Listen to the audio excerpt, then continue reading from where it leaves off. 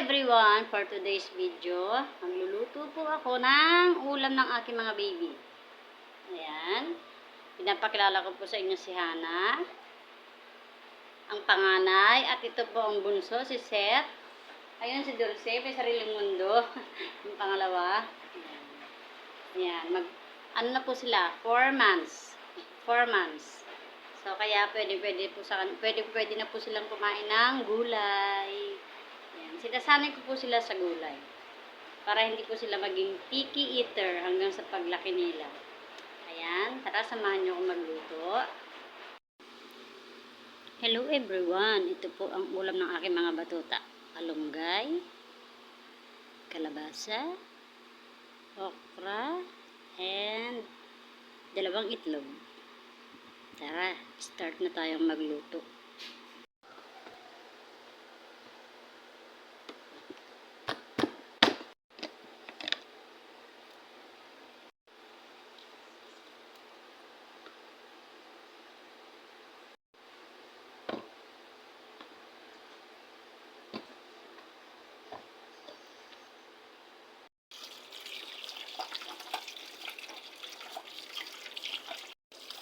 Ayan, hugasan natin mabuti ang mga gulay.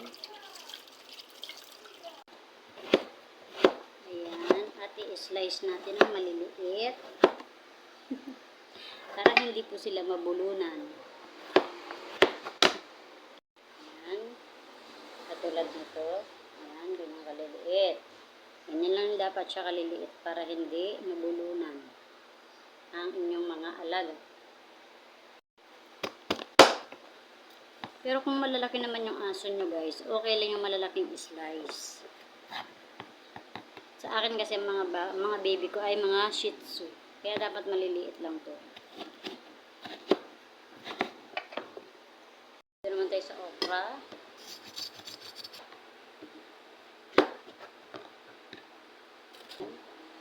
Slice lang po natin ng maliliit para hindi po sila mabulunan.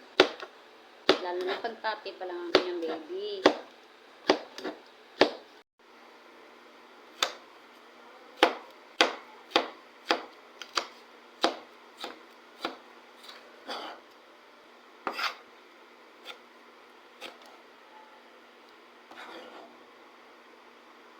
Yan, ganyan po kaliliit. Ayan, pwede nyo rin po sa kanila ito ibigay ng hilaw. Parang bilang treats nila. Pero wag lang pong sobra. Ayan, at dito naman tayo sa malunggay. Maganda po sa katawan ng ating mga baby ang malunggay. Magandang, maraming benefits po ito sa kanilang katawan. Lalo na po sa kanilang mga kidney, bone, eyesight, at higit sa lahat, pampalakas po ito ng kanilang immune system. Sa mga nagtatanong dyan kung pwede sa kanilang mga mintang gulay, pwede po. Lalo na po ang kalabasa. Mag-aanda po sa katawan nila yan. Paborito po ng mga baby ko yan, ang kalabasa. Kaya itry nyo na po. Actually, nilalagay ko lang ito kapag wala akong moringa powder. Ang tagal kasi dumating ng in-order ko moringa powder. So, kaya ayan, malunggay na lang talaga ng gulay ang nilagay ko. Sa bagay na mas maganda ito sa kanila. Ayan. Pwede naman yung hindi na hiwain itong maliliit. Pwede din yung malalaki. Ayan. Yan na, kalabasa, okra, malunggay. At ayan, magpapakulo na po ako ng tubig. Kasi bawal po sa kanilang gisa. Ayan, sinabay ko na po yung dalawang itlog. Dahil yan pong isasahog ko sa kanila mamaya. Ayan, tatanggalin na natin yung itlog.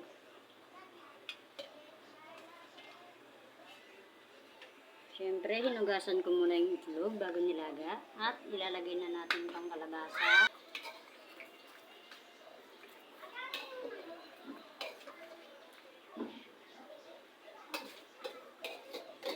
Ganyan lang po ang pagluluto ng ulam ng mga baby natin. Walang timpla kahit na ano. Pwede nyo naman silang igisa, pero ang gagamitin yung mantika ay virgin coconut oil or premium oil. Diba? Mamahalin ng mga mantika. Hindi po pwede yung mantika natin na pinagpiprito sa isda. Bawal po yun sa kanila. Ayan, at palalambutin lang po natin yan. So, ayan, kumulo na siya. Pwede na natin ilagay ang okra.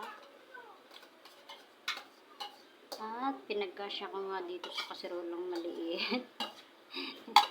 Kasi wala naman ako medyo malaki.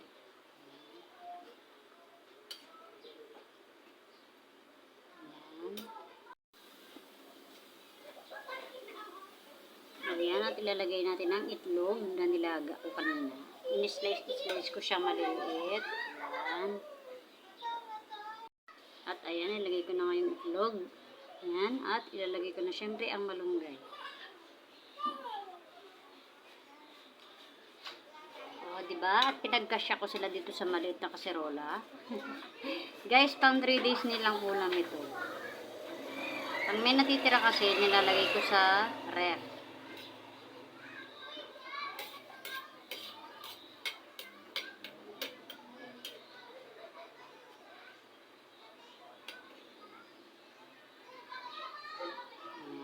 Tapos, kapag naubusan na siya ng sabaw, lalagyan ko na lang siya ng mainit na tubig para hindi siya naubusan ng sabaw. So, ayun lang guys. Thank you for watching. Try nyo na rin po sa mga baby nyo. Please like and follow.